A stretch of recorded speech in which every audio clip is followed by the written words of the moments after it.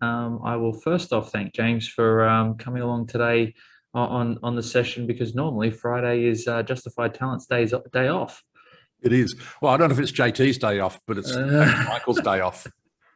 Yeah, I've reached that fortunate part of my life where I can now have the luxury of not working Fridays, which is wonderful. In the meantime, the business bubbles along in the background and does its thing, which is great. Nice place to be. And I'll apologize to everybody in advance if you happen to catch a glance of my face and it looks like I've been in a barroom brawl. I actually haven't.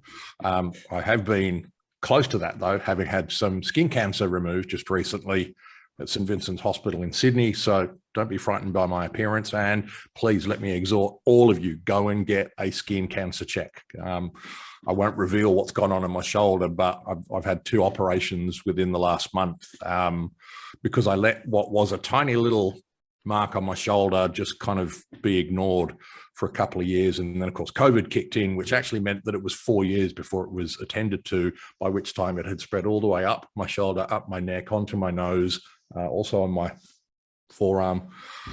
So anyway, enough of that. Should we kick on? We should kick on. All right. Fabulous. Welcome along, everybody. I'm not going to be doing all that much talking because in reality, this is going to be Pete's show. But I do want to welcome you along and greetings to you from the not so sunny Orange in the central west of New South Wales, where these days our temperatures are always only in single digits. So wherever you are in the country or possibly the world, welcome along. This is a really important masterclass that Pete's going to run from my perspective. For the last 4 and a bit years, I've been running a business called Justified Talent. We are a boutique recruitment agency that specializes in working with small business owners specifically to recruit their first sales professionals specifically. So it's very, very boutique. And it took me a couple of years to work out that I needed to start saying no to some people when they would come to me to help them recruit their first sales professionals. Because as much as the idea of bringing your first sales professional on board can be incredibly exciting, and just imagine somebody working, 8 hours a day, hopefully more, but imagine them working 8 hours a day, 5 days a week, exclusively focused on generating new revenue for you. How exciting is that prospect? I know, having had 8 businesses, I know the idea of bringing that person on, and that's all they do. Wow, that's just going to change the world in which we find ourselves. And as much as I wanted to be the facilitator of that, what I was coming to learn was that there was a whole bunch of people who I would place who would then not work out, right? And that kind of confounded me because, I think I do a pretty good job of due diligence and getting an understanding of, what this person has got in their tool bag in terms of sales capability. My background's in behavioral psychology. I'm not interested in looking at people's resumes and cover letters. We use 6 different instruments that are fit for purpose, designed to get an understanding of who is this candidate and what have they really got in their tool bag. And so, I would scratch my head and think, what the hell happened there? So long story short, what came out of that was that it turns out too few small business owners or businesses actually have the sales ecosystem in place that's going to support the new sales hire. And that's what today is all about. Right, Pete, who I've got a lot of respect for, I guess in particular because Pete has only recently come out of being in founder world, as opposed to someone like me who's been a bloody consultant for many, many, many years. Right, so Pete's actually been where you are, and has been in the thick of building businesses and getting them to gather momentum and to deliver outcomes. So he's very, very close to that world. And he's going to share with you all today the how-to, if you like, in terms of getting your sales ecosystem prepared so that when you do then bring that sales hire on, you're actually giving them the best possible opportunity to be successful. Is that a good summation, Pete? I think it is. Cool. And where this has all come from, and I'll just do this very, very quickly. A couple of years ago, I created what we describe as a sales readiness to hire scorecard. For those of you that haven't done the scorecard as yet, Pete's going to make reference to it at some stage through the masterclass. You'll get an invitation to complete your own scorecard as you see fit. It's very simple, 16 questions across 4 topics, which will allow you to be thinking about, have I got these things in place? And so we're going to be looking and talking about, can you afford to have this person on board at the moment? Have you got the systems in place that are going to be needed to support the sales activity specifically? Is your business and brand, in fact, well known and well regarded? So what's its marketability? And then importantly, how about you as an individual? Because the moment you bring a salesperson on, you just got a job title change. You're no longer just the managing director or the founder or the CEO. You're also now the sales director or the sales manager, right? And so they're the things that we cover in the scorecard, but importantly, they're the things that Pete's going to cover in this masterclass today. So with no further ado, Pete Solway, it's yours. Thank you, James. Thank you, James. It's look, that's really good context, right?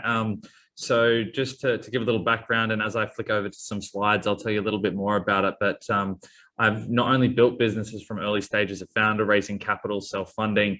I've also been the first sales hire. And in the last business where I was pounding the pavement, and actually in the role that James was talking about, I was hired when a founder had built a piece of software and he'd got about $1,000 worth of revenue, right? So real micro business as far as revenue is concerned. And I went through that journey, and it took a lot longer than it probably could have to make our first $1 million in revenue, because I didn't have all the right support and systems in place. I went on a journey. I had an amazing sales director coach who took me up a really significant learning curve. I tried and failed at many things, and then eventually, reach those levels of success and have that, I guess, hindsight and all of the things that I wish had been in place for me as a first sales hire, but also from the business owner's lens as well, because I understand what it's like to be a founder and have ownership in your baby, and you're trying to get that accelerant of growth. And something that James talks about, which is a really key stat in this, space, is that 48% of first sales hires fail, which is just like horrifying as a small business owner, right? Like the amount of cash that you put in. I was speaking to a client I've recently started working with, right? And they're like, it's like a $30,000 to $40,000 investment to give someone a proper crack at being a first sales hire. Like, we can't afford to get this wrong more than once. Like, that could really break the whole business. So, going a little bit slower, crossing your T's and dotting your I's before you hire them, or doing, processes that allow you to really experiment with that sales process to get it right, before you bring that sales hire and really change the likelihood of all of this being successful and you as a founder getting the result that you're after. Now, the beautiful thing about James's scorecard that I'll also go into some more detail with is that not only does it give you, how sales hire ready you are, but the great thing is that as you increase the results that you get on that scorecard, right? Yes, you're becoming more sales hire ready, but guess what? You're doing this work in relation to sales. And when you improve things that are related to sales, you make more money. So it makes it even more affordable to hire the said sales rep. And I'll talk to you in a moment about a client that I worked with, who actually went on that journey and became sales hire ready. And he ended up tripling his business before he even hired the sales rep that he was planning on hiring in the first place, right?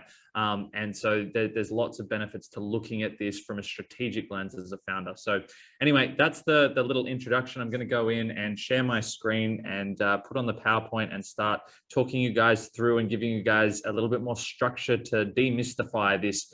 How do you hire a salesperson and actually build a sales team from the ground up as a founder? So here we go. I will go and share my screen and kick off the presentation. That's all showing up and nice and clearly, isn't it, James? Perfect. I've got the thumbs up. So sales hire readiness, hiring the right team from the ground up. Super important to have these things in place. So you can see here, I've got a little quick agenda, not super detailed, but high level. I'm going to cover my background and the context. What does it look like to become sales hire ready? What's a quick example of the strategy you can put in place and the type of results that you can get? The key mindsets. Before we jump into the nitty-gritty tactics and things, there's a couple of key perspectives to have about the way of looking at sales hiring, sales growth, that really make all the difference between the effectiveness of those tactics. So we'll touch on that briefly. We'll go through the biggest challenges, right? So you can kind of have a moment to go, that's a challenge I'm experiencing. I relate to that, or that one, to really kind of think through that. Or if you think that everything's kind of good, I can identify what those challenges might be, so you're aware of them and can prevent those things occurring for you. We'll then go into the solution, so the sales hire readiness process. So that's the scorecard that James has got. I talk about the idea of building a sustainable sales process, and the way to do that is to move those markers on the sales hire readiness scorecard that James has produced. We'll then dive into the team hiring process. There's a few elements to this, and it can go, there's so much depth to hiring the right team and looking at it from a sales lens and getting that right person in place. I'll give you enough to have really informed conversations, whether it's with someone like James when you're going, hey, I want to bring on a rep, and like these are the types of things that I'm thinking, or someone like myself, where you can say, hey, this is where I'm at. What are the pieces that I need? And I'll give you some good takeaway tactics as well. I want you guys to have a paper and pen or your phone out there ready to take a couple of notes, because there's going to be a few kind of one-liners that I throw out that you'll be like, oh, I can action that straight away. Whether you're hiring someone tomorrow or in 12 months time, I really want you guys to leave with little takeaways that can help increase revenue for you straight away. And then the last thing, to wrap things up, I'm going to make a little bit of an offer to go through your scorecard results with you on the house. So we'll talk about that at the end in some more detail. So anyway, that's what we're going through today. First up, we have my background. So my background, like I said, I'm a founder who's both self-funded and raised capital to build businesses. I've raised around about 500K in pre-seed capital, which anybody who's raised capital before knows that it's super, super hard to actually get cash before you've got proven traction in the market. So I've been able to do that, build a team around things. Unfortunately, that business wasn't successful, but man, oh man, I learned a lot about building together a team really fast and knowing what investors want and how the whole capital raise process works. I've also self-funded businesses, and like I've got there in point number 2, referencing that business that I joined the founder when they had $1,000 in revenue, a piece of software, and we're trying to sell B2B. And I jumped in there with some good sales background, having already raised capitals, having done plenty of sales in previous businesses, but really taking way too long to get going. The only reason we were able to get to that first $1 million in revenue and get through that learning curve was because we'd actually raised a fair bit of cash. If we were self-funding, if we were going through that, normal timeline, like I certainly didn't achieve the growth that I would have needed to in the first 3 to 4 months in that business. But now I'm working with business owners and employing these skills and getting massive transformations in 3 and 6 months. Okay. Let's go on to the next slide here. So this is a little slide about my friend, Peter van der Merwe. He is actually the reason I got started doing what I'm doing now. He had a conversation with me and said, hey, Pete, I think I need to hire a salesperson. Can you help me out? I'm a founder.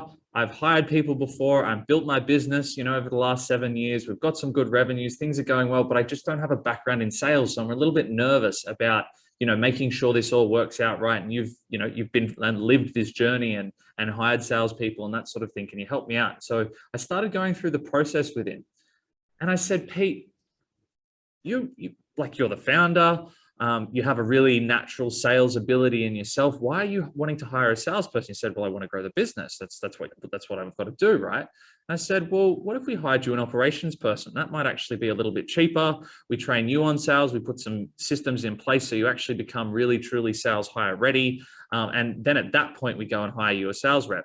So we did that. And you can see there in point number 2, basically, I went on and trained Pete in sales, set up some processes, got the CRM in order, trained him on a sales methodology called TAS, and looked at, pricing models and different things. We only spent 2 hours a week together, right? So it wasn't a huge, commercial investment for him there.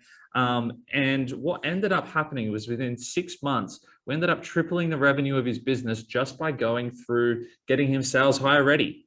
right? Like what an astronomical result. Like if you brought in a salesperson and they'd tripled your business, you'd be, doing backflips and very, very happy. We did this without even hiring the rep. Now he's going off and building out the operational side of his business because he needs more capacity to be able to handle more sales and hire that rep. And that's kind of the last step in the process for him. But that's just an example of what can happen when you start putting these things in place. You make more revenue, you get actually sales hire ready. And you've de-risked yourself as far as being part of that 48% of first sales hires who don't make it. All right, so getting into the juicy side of content now. So we've got the key mindsets that I like to talk about. Now, there's so many, mindsets and things that can really help you with sales, but there's two fundamental ones as a founder that I feel like you need to have when it comes to building, sales and building a sales team from the start. So the first is that the dark art of sales doesn't have to be unknown. And that's the beauty of the scorecard that James has got, right? It's a 4 or so minute scorecard that with the questions, you actually get a score out of 100 overall, as far as how sales hire ready you are, but in each of those 4 sections. And we'll talk through those in a moment. And so when you have numbers to how you're progressing as far as putting together a sales, readiness environment, it's not unknown. It's tangible. It's measurable. You can see, okay, if I'm going and doing this now and I'm at this score, I'm either, really quite ready, or I'm taking a bit of a risk because I know that I'm not quite there yet, rather than I think I'm ready. Get clarity, right? Dark art of sales doesn't have to be a dark art and unknown. The second thing is, and this is for all you founders out there who are a little bit nervous about the concept of sales, right? Who have had slimy salespeople try their manipulative sales tactics on you over the years. And look, I get it. I've been sold to by all sorts of salespeople as well, right? I'm a big believer in selling with ethics and integrity, and I've certainly had great sales results and closed great size deals with very large organizations across the Asia Pacific, and I haven't been using slimy sales tactics. So just be open to this mindset is I guess what I'm encouraging, that I can be a good human, I can make good sales and make good money. It's not either or. It's and, right? And it's just a matter of staying true to those principles, really understanding and learning how you can do sales ethically with integrity, and, get a great result for your clients, because then they'll come back and they'll refer you. And it's actually a formula for doing better business when you really do sales from a wholesome place. All right, let's get into the biggest challenges when starting a sales team. So first off, I hear so often, oh, I'll just hire a salesperson because I don't like sales and they'll figure it out and our business will grow because that's what they're paid to do as a salesperson.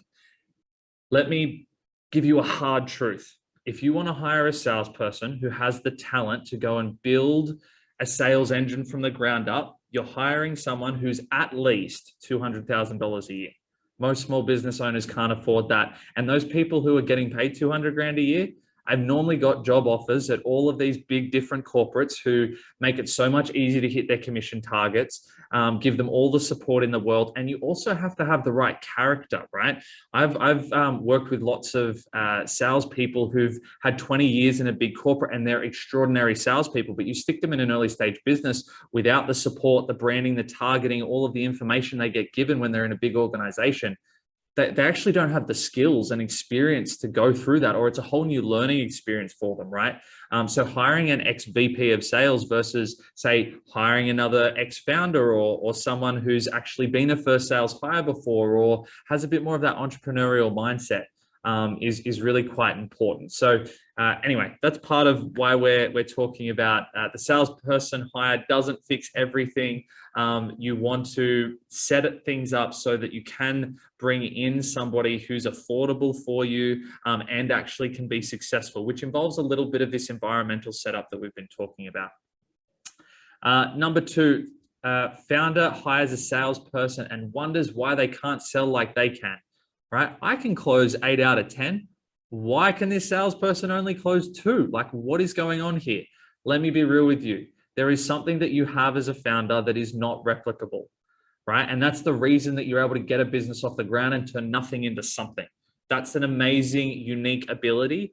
But the good news is there are things that are replicable. And when you have someone like myself come and hear your sales pitch and the way that you talk about things, I can start pulling out the pieces that are replicable, that we can put into some marketing, that we can put into some lead gen processes, that a salesperson can come along and actually replicate, so that they're not maybe closing at 2 out of 10 when you're closing at 8, they're closing at 5 or 6. Expecting them to close at rates higher than you when you're actually good at sales might be quite challenging. I know sometimes founders don't have a background in sales, and so they can bring on reps who can outsell them, but don't have that as an expectation that, hey, they're going to sell at the rates that I am at day one. There is a learning curve. There is a journey. And the third point here is that you've hired a salesperson. And this is quite an interesting one. I've been brought into a few businesses with this situation, right? Where they've hired a salesperson and they're not hitting the numbers they hoped that they would. They're not, that growth that they were hoping from, I've hired and invested in a salesperson, isn't coming. And it's like, why is that happening? Is that the salesperson? Is that me as the founder? I'm not supporting them properly. Have they not got the right environment? Is it the product? Often founders are all thinking about the product, and that must be the problem. Or, maybe we don't have marketing sorted, right? There's so many areas that can be the reason why the salesperson's not working out. And there's a little bit of art and science to working that out. And that's where I guess having a conversation with someone like myself or some external kind of business advisor or mentor, or someone experienced in sales, can give you more of a holistic perspective, so you know which dials to tweak and turn so that salesperson can be successful. And the sales hire scorecard that we've got in this is certainly a really good place to start from that. But I would encourage you to get an external lens, because sometimes as the founder, there's things right in front of you that you just can't see if you were the external person, right? Okay, let's jump into the actual solution. Now that we've talked about the problems of being of hiring your first salesperson. So the solution, there's 4 parts to the solution that come with James's scorecard. I say that these are the foundations of getting your sales hire readiness together and building a sustainable sales process. You can see I've got a little link here down at the bottom of my screen. So if you would like to go and take the test, and I'd really recommend that you do, it only takes 4 minutes. You can click on that link or copy and paste that into your browser and give it a go. So when you go and do the test, you get a result. So I'm just going to take off my PowerPoint presentation for a moment and show you what that looks like. So you get a little email that looks something like this. Thank you, James, Justified Talent. You click on View Results, and I've given you guys a little example here of a typical scorecard result that I see from founders that I work with. So you see here, you get an overall score. How sales hire ready are you? You can see that it's a 36% result. We sort of say about 80% is the mark that you're ready to go. So if you're getting an 80% result and you want to hire that salesperson, go and have a chat to James. He's your man, and he'll actually put in place the process to hire you that right person. If you're less than 80%, that's when it's really good for us to have a conversation. So if you have a look down here, you can see there's the 4 sections: the affordability, the systems, the marketability, and the enabling. And you get a specific number. Like I said, it's measurable for each of these sections. So I'm going to revert now back to the presentation deck. And let's talk about the specifics of those areas. So the first one there, like I said, is affordability.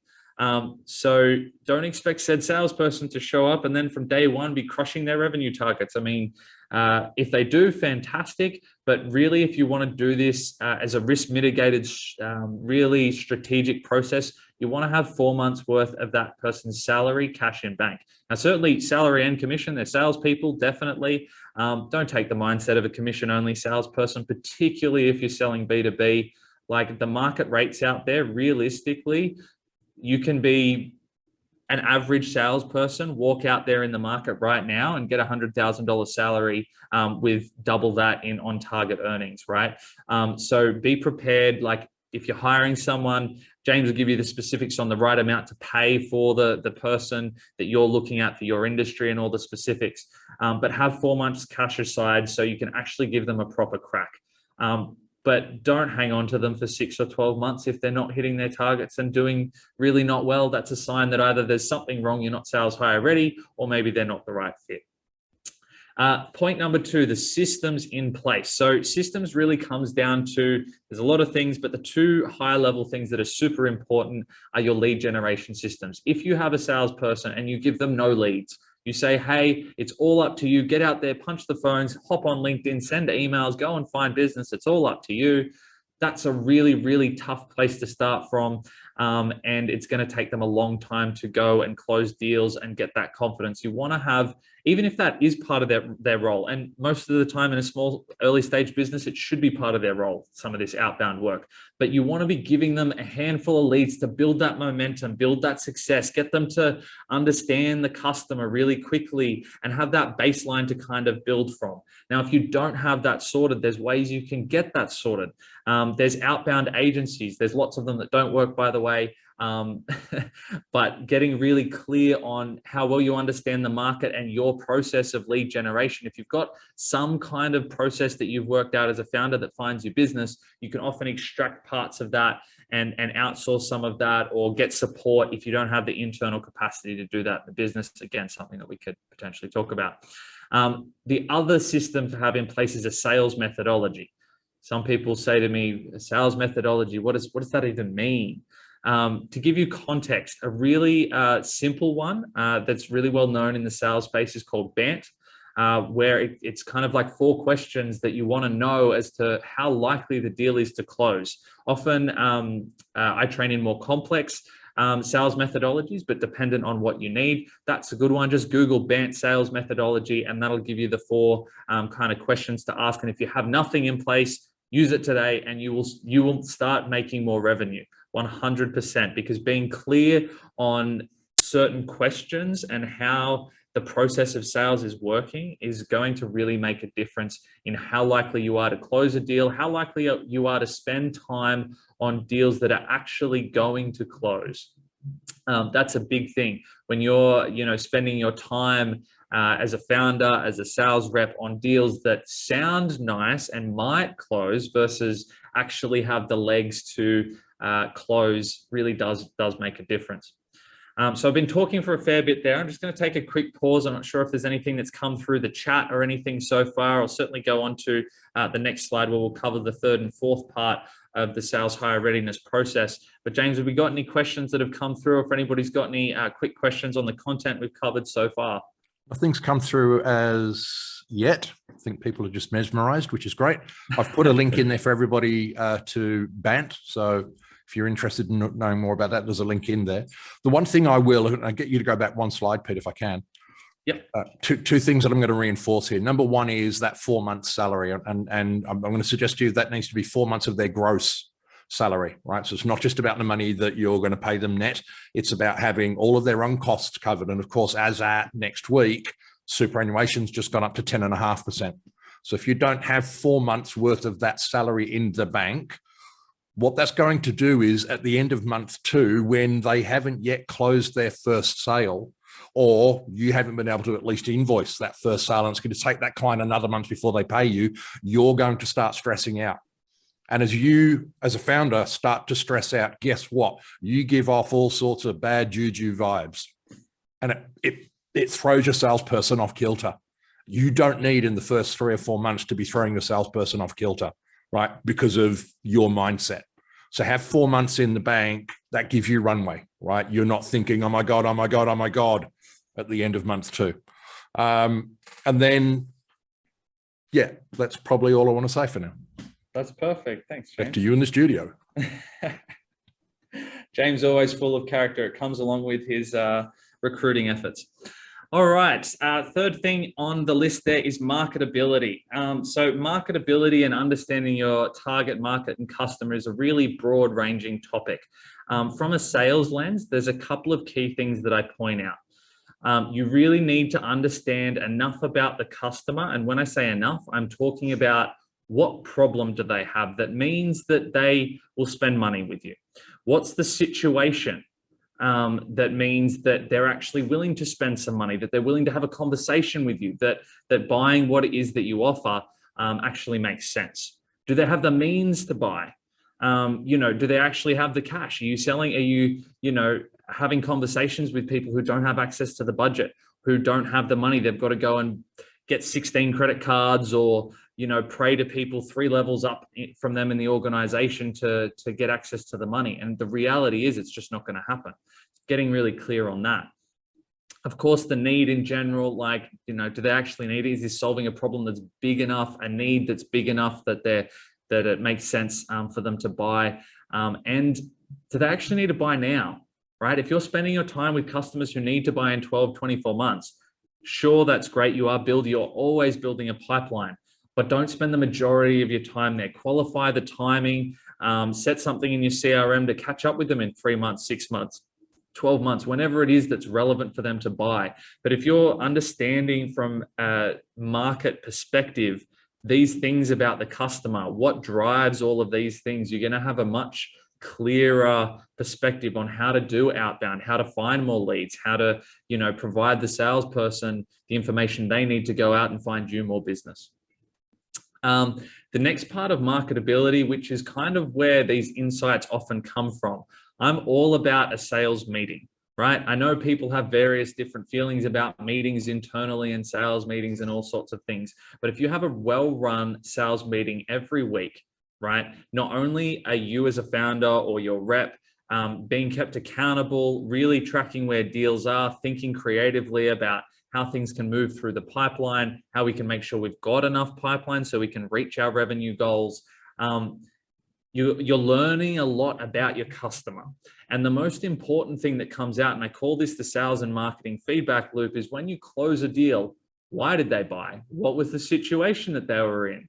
Why did they need to buy now? You find out these things in the sales meeting when you're closing deals and having your wins and those types of things. And that information not only goes directly across the sales team if you do have multiple people, or, back to the founder, but it can go back into marketing. It can go into customer success.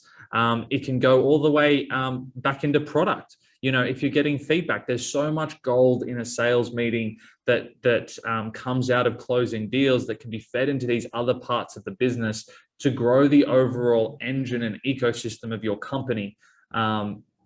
It's not just a sales meeting, is basically what I'm saying. Then comes enabling. So this is the actual running of those sales meetings. Like James said at the beginning, when you go and hire a salesperson, you don't have the same job anymore if you want to look after them properly. If you go, cool, I'm founder and you are salesperson and you're taking care of sales, like I said, you've got to be paying them more than 200 grand a year. They've got to be wildly talented and they're probably wanting equity in your business.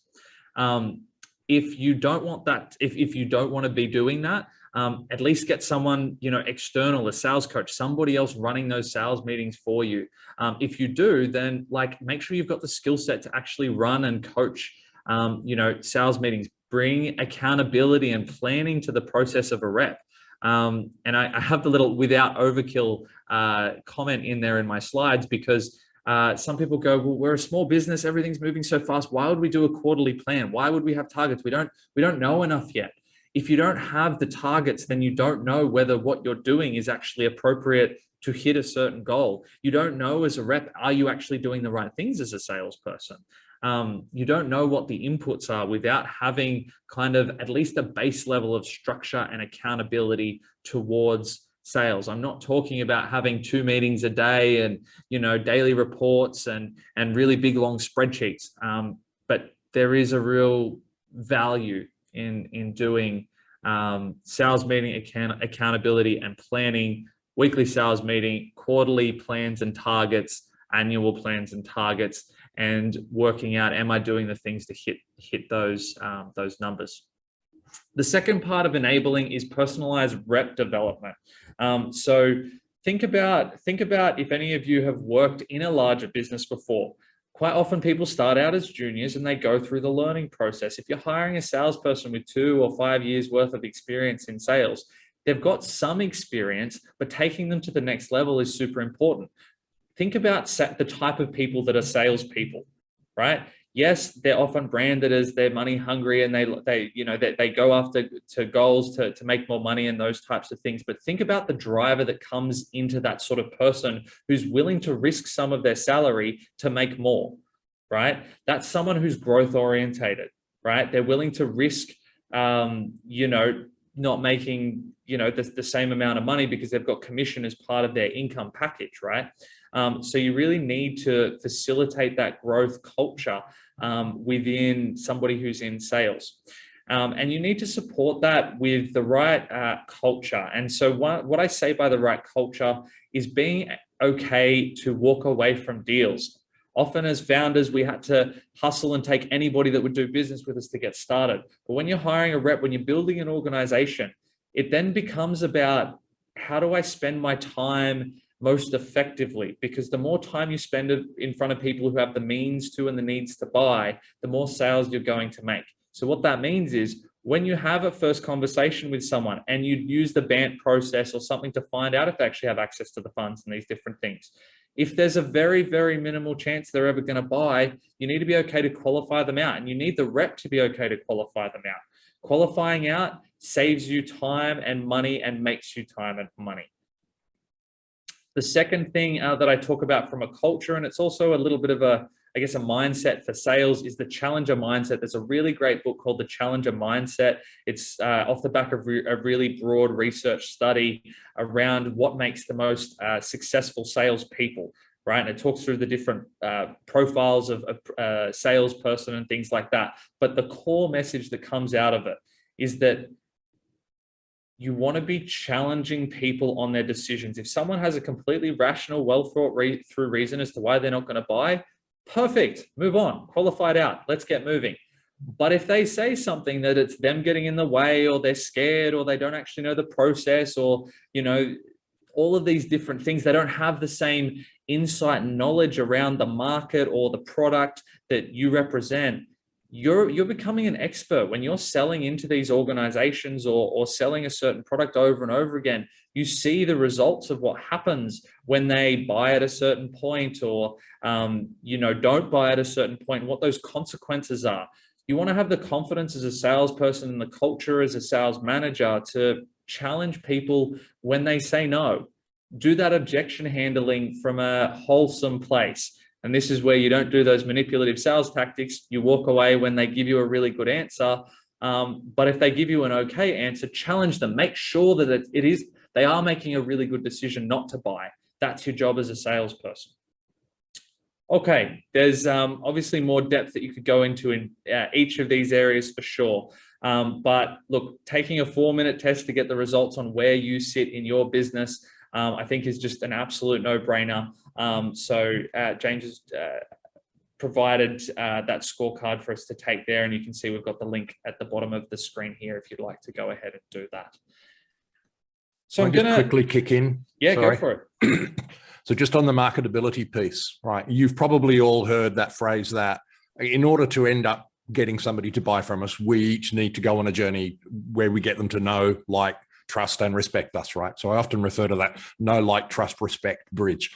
We live in a day and age today where the capacity to make big inroads to the know, like, trust, respect thing is like it's never been before. And I'm really talking about our online presence, right? So whether you're using SEO, whether you're doing LinkedIn content, whether you're doing masterclasses such as these, there's a whole raft of things that you and I can do as small business owners today that not so long ago really was only the prevail of the big end of town.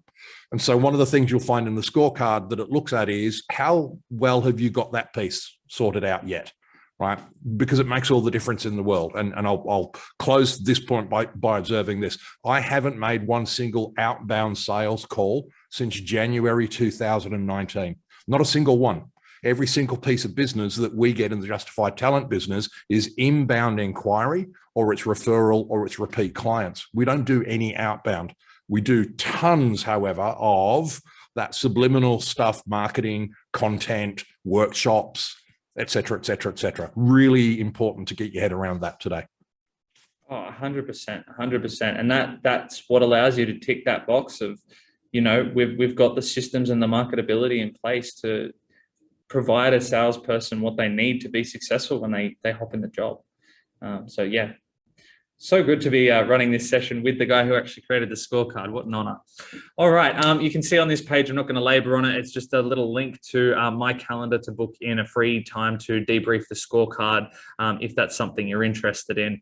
And I'll put that back up at the end of the process as well. Now into the team hiring plan, right? So we've talked about, the things that you need so that you can build a sustainable sales process. Now, hiring a successful sales team is a bit of a mammoth task. So I'm just going to give you some high-level things to start thinking through, contemplating, asking in your interviews, in that planning process that you go through.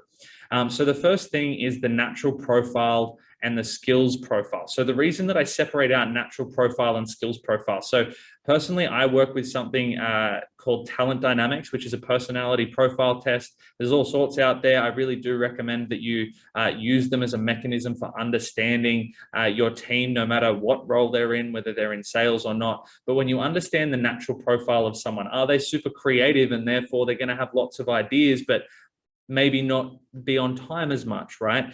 Are they really good with people, but maybe they forget to cross the T's and dot the I's? Like, what are those nuances and what are the consequences of hiring a sales rep with a certain personality profile? One personality profile in the system I use, Talent Dynamics, is called the star profile, right? They're the creative extrovert. They're very good at kicking down doors and finding new business and getting things excited and often quite good at like outbound lead gen, not always, but as a general sort of high level, but getting them to kind of, be really structured and disciplined with their sales follow-up and things. That's something that you as a founder, as a manager, need to manage to a little bit more. But if you're looking to do really big deals that are over long sales cycles, maybe you want a profile that's a little bit different. Maybe you want someone who's a bit grounded and extroverted, who can really wait the time and bide the time for the right time to do really big, large deals. And so understanding the natural talents of an individual and how they operate is super helpful, because you can then overlay the specific skills that they've learned on top of that and dive really deep into that. And that's where James comes in with the different tests that he uses when he goes through helping you hire that first sales rep.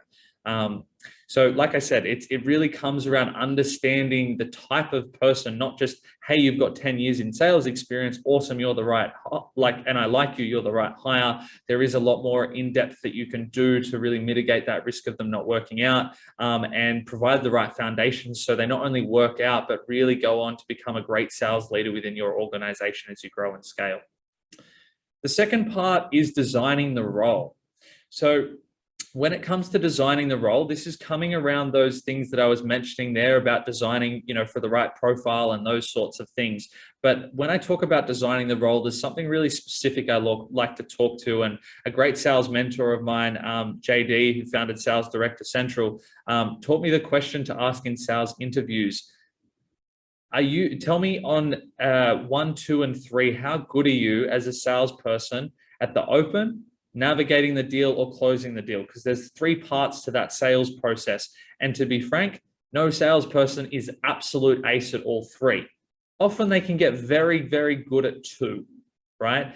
Get them to opt in when you're in the interview process. When you're thinking about that salesperson, ask them, are you really good at opening? Are you really good at navigating? Are you good at closing? Where would you rank yourself in a 1, 2, and 3 as far as your most to least area of talent in that area? That's how you can ask the rep that you're interviewing. But you as a founder, as an owner, as you're doing the team planning, think about that. Is your weakness, you need more lead gen coming through. Hopefully you've got it sorted and you've got the marketability sorted out and you've got the lead gen coming through. Or is it in closing deals? You need someone that can really go and bring home deals because you've got all this interest and momentum, but they're not kind of closing out. So being really conscious of what parts of that sales process you need the most expertise in, that's something really good to think through. And something that I'm doing with a lot of my clients is when we identify a weak point, for example, they might have a lead gen issue, right? We'll go and engage an outbound lead gen agency. Make sure that they actually work, because there's a lot of them that don't. It's really important the way you communicate to them from a targeting perspective and really managing them like you would manage a salesperson. Otherwise, often they don't work out. But when they do, they fill a gap of one of these three areas for you. And then you can complement the salesperson with the skill set that they maybe need a little bit of extra support in and those types of things. I know that might be sounding really expensive, but there are really strategic ways that you can put these pieces together and cash flow this from more sales, right? As you're fixing up this sales hiring process, you can build more revenue to move these pieces. And so, like I said about my mate Pete at the beginning of this process, who became sales hire ready, we had that strategy lens and went, okay, sales hiring comes after we've done these things. And we've certainly more than cash flowed him to the point where inserting these different things can make sense. We then come over to the next section, which is the key interview questions. So this is, I've already referenced one about the open, navigate, and close, but I talk about sort of the $100,000 salary threshold, right? If somebody that you're interviewing says to you, oh, I really need to understand the product, I really need to understand the nuances, you as a founder can often get excited and be like, really great, they care about the product, and that's what I've used to sell. When it comes to being a sales rep, there's a really key learning pivot point that comes, and you stop going from, I need to know everything about the product and the details and the nuances of everything. That is really important to know, and you do need to reference that in the sales process, but you start focusing more on the problem that you're solving. Right? You almost become a business strategist as well as a salesperson. You're looking at your customer and you're trying to understand what problem do they have and what impact does that make to their business and what's the ROI and how does that go against the other priorities that they have where they could spend their money, and you really start getting business curious, right? That goes on to the second point that I make, which is that, often people hire salespeople that talk a lot and are charismatic because that's what we think a good salesperson is like. There are certain specific sales roles where that is super helpful, but most of the time, and especially in B2B sales, what actually means that someone's going to be a good sales rep is they're business curious, that they've gone through that process of really being problem focused instead of product focused, and they ask insightful questions. You don't need to talk a lot to be a great salesperson. You need to ask really specific, well thought out questions that get the prospect thinking through things that they maybe haven't thought about before, right? Often people say to me, well, how do I close this deal? It's sitting in limbo land. I said, what's the process look like for the buyer? And they said, what do they mean? They said, they'll get back to me in a month, when they're ready to buy.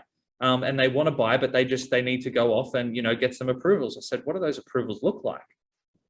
Who actually has to approve that? Do they have to write an internal business case? Like, you almost want to project manage that process from, where we are right now in the sales process to the signed off dotted line done deal, right? And the only way you're going to do that is if you're business curious, you ask insightful questions, get the prospect to think through all of the things that they need to go through to make a buying decision.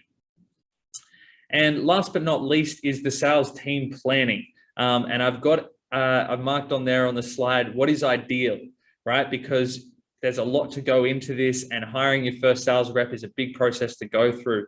But when you start to step back and think about, who would I like to be a sales rep, right? If I had a year before I was going to hire a sales rep, who would it be? And, who's the ideal person, rather than just let's go out and find a sales rep, quick hire them, stick them in because I'm busy, right? You'd go and you'd think about, who else do your customers buy from? Okay, so they buy these services from that person who's maybe complementary or a competitor or something like that. And who's doing really well for them? What are the characteristics of those salespeople? Are those salespeople looking to move on from roles, right? Like, when you start understanding who else is selling to your ideal customer, what is making them successful, it gives you lots of insight into the type of person that you should be looking for as a salesperson. And the other point that I've got there is obviously talk to James, because he takes this to a whole extra level of detail and insight, so that you really do go out with an informed approach to hiring your first, second, third, fifth salesperson, and really building it into a proper sales engine for your business. So look, I covered a lot on that slide there. Hopefully that wasn't too detailed, but I think this is a good chance to just check in with you, James, if there's anything you'd like to add when it comes to really thinking through that team hiring strategy to get it right. Yeah, look, I think probably one of the key things that I advise my clients is, because by the time I'm putting candidates in front of them, we've done a big chunk of this already, right? And so by the time I'm putting a candidate in front of the client, what I'm saying to the client is probably the key thing you want to do is two things. Number one, have a conversation with them, get that conversation to be free-flowing and two-way, and out of that, kind of work out whether you could imagine being in a same space with them for 8, 10, 12 hours a day, right? Because if you don't click as human beings, bells, that's just, it's not going to go anywhere, right? Now, that might be code for cultural fit. A lot of small business owners don't really know what their culture actually is. And to a lot of circumstance, it's still in evolution, right? In terms of the culture that we are today versus the culture we're going to be in 3 or 4 years' time. However, here's the really more important thing. What is your client's culture like? Now, for a lot of you, that will be wide and varied. There'll be all sorts of things. For a lot of businesses, though, there's a certain kind of client that we consistently deal with. For me, it's small business owners. So I know what your culture is like. I know you don't have 3 $35,000 color copier machines in the print room because you're a small business owner, right? So bringing a salesperson to, in front of you who's used to the big corporate polish, that's just not going to work. So yeah, importantly, think about what are your ideal customers' cultures like, and will this salesperson be able to sell to that culture? Or is it going to make your customers go, holy crap, who is this? Go away. Yeah. That's a great insight, James. I think I was working with a client the other day, and they'd hired a guy, and he was a gun sales rep, right? But he was one of those people that was really, let's say, focus driven and could really direct a conversation aggressively, right? Right. And this client was in the wellness space, right? And, great sales rep, wellness space, need to be a little softer, right? Yeah. Like approaching it like a corporate sale, not the same decision-making process, not the same buyer.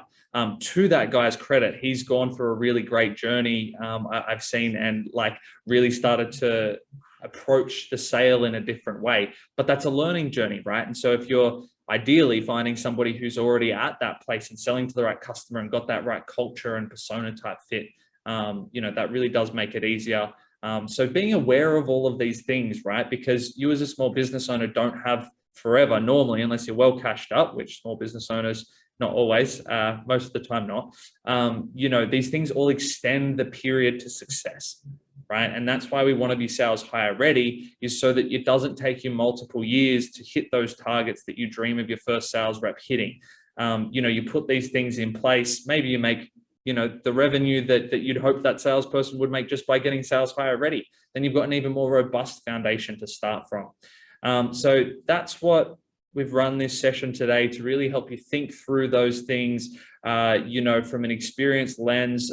James, who's out there hiring day in, day out, seeing these things play out. Myself, who's lived the experience of being that first sales hire and lived the experience of being a founder multiple times. So that's covering off most of the content for today's session. I'm going to wrap up. We've got a cool little QR code here, which takes you to my calendar, and you can book in a complimentary sales scorecard debrief. So if you'd like to go through that, that one's on the house from me. If you're under that, if you've got that result of less than 80 in your sales scorecard, like I said, that's a revenue generating opportunity before you even hire said salesperson, and gives you that ability to have a more robust foundation to bring that salesperson in. And even if you do have 1 or 2 salespeople, you may not have this at an 80+ score result. I've worked with clients who've had scores in the 50s, and they've got salespeople that are working out. You know what that means?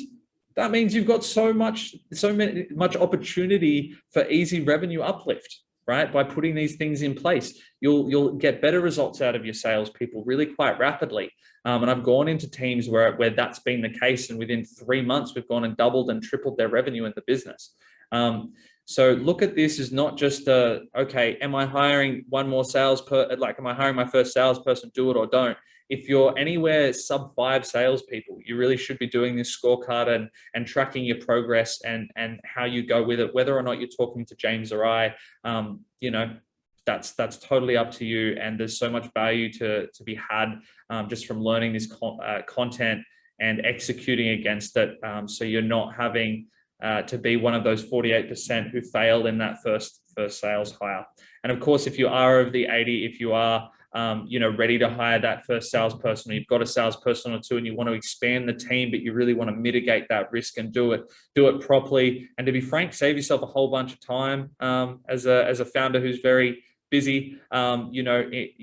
Look straight at James, right? I first engaged with James when I was in that said, sales software role. And I was just completely overwhelmed with things to do, and I needed to grow the team. And so I picked up the phone and said, James, you gotta help me out here. And he went through the process and found us a great rep to bring into the team. So he's your man for that. So I think that's about me covered. James, any final words of wisdom for the attendees today? Oh, wisdom. No, not really. I've put the URL into the chat for those of you that want to go and take a look at the scorecard. I think some of you already have done that, which is terrific. One thing I will just assure you each about, if you do the scorecard, don't be worried that you're then going to go into some funnel and be rung at 2 o'clock in the morning and all that kind of thing. It's not what we're about. It's not how we operate. When you're ready, I know that you'll make contact. So, don't use that as a reason to not go and do the scorecard. Go and do it. Go and learn some things about where you're at. And as you saw with the example that Pete showed, you will get a very comprehensive report that gives suggestions as to things that you might want to consider doing more of, less of, differently, or better. 100%. And share it because it's free. Yeah, please. Fantastic. Absolutely. All right. Well, thanks, James, so much for putting on the webinar today. Thanks everybody for coming along. I know it's tough as a small business owner. I know it's tough as a first sales hire. This is a really key point in the business, because if you get this right, your ability to scale, grow the business, sell the business, take it to where you really want it to be. It's just one of those really big hurdles that is really challenging to get through. And as someone who's, experienced the challenge of it, I really, hope that you're able to get through it successfully and build the business of your dreams. So thanks everybody for coming along today. Stay in touch, connect with us on LinkedIn. We're always sharing content and things like that. And happy sales hiring.